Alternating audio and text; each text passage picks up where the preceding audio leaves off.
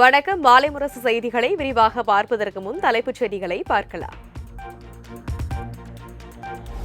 Jordan மன்னர் அப்துல்லா பின் அல் ஹுசைனுடன் பிரதமர் மோடி சந்திப்பு. இருதரப்பு உறவுகள், பரஸ்பர நலன் சார்ந்த பிராந்திய மற்றும் உலகளாவிய பிரச்சினைகள் குறித்து விவாதம்.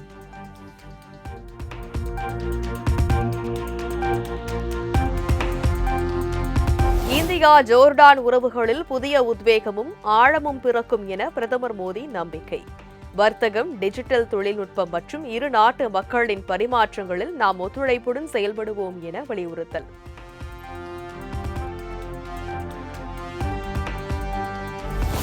பிரதமர் நரேந்திர மோடி இன்று எத்தியோப்பியா பயணம். முக்கிய ஒப்பந்தங்கள் கையெழுத்தாக உள்ளதாக தகவல்.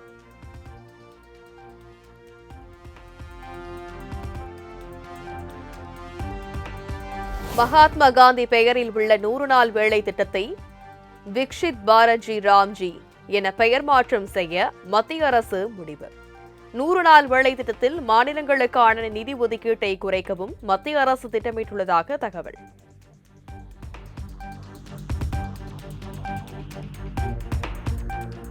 மகாத்மா காந்தி 100 நாள் வேலை உறுதி திட்டத்தை மத்திய பாஜக அரசு சிதைத்து சின்னாபின்னமாக்குவதாக முதலமைச்சர் மு.க.ஸ்டாலின் கண்டனம். பல கோடி பேரை வறுமையின் பிடியில் இருந்து மீட்டு மாண்புடன் வாழ வழிவகுத்த ஒரு திட்டத்தை ஆணவத்துடன் அழிக்க பார்க்கிறது எனவும் காட்டும்.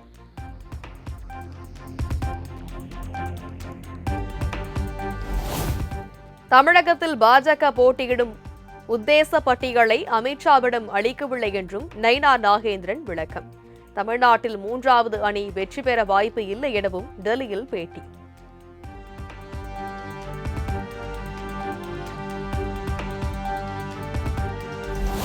தமிழக சட்டமன்ற தேர்தலில் அதிமுக சார்பில் போட்டியிட வாய்ப்பு கோரி 1237 விருப்ப மனுக்கள் பெறப்பட்டுள்ளதாக அறிவிப்பு. தங்களது தொகுதியில் இபிஎஸ் போட்டியிட வேண்டும் என 349 மனுக்களும், தங்களுக்கு வாய்ப்பு வேண்டி 888 மனுக்களும் பெறப்பட்டதாக தகவல்.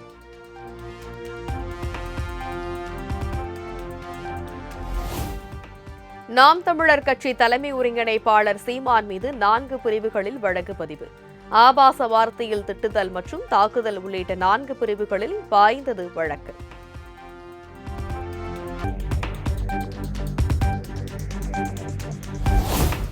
சட்டப்பேரவை தேர்தலுக்காக பாமக சார்பில் அன்புமணி விருப்பமனு விநியோகிப்பது பைத்தியக்காரத்தனமான செயல். அன்புமணி விருப்பமனு பெறுவது குறித்த கேள்விக்கு பாமக நிறுவனர் ராமதாஸ் ஆவேசம்.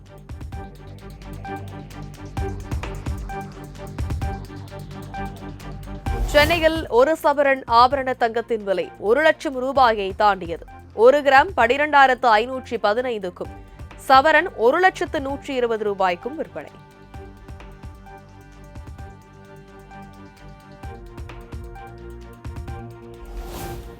தங்கம், வெள்ளி விலை குறைய வாய்ப்பு இல்லை என தங்க நகை வியாபார சங்க தலைவர் ஜெயந்திலால் சலானி திட்டவட்டம். தங்கத்தில் முதலீடு செய்வது அதிகரித்து வருவதே விலை உயர்வுக்கு காரணம் எனவும் விளக்கம்.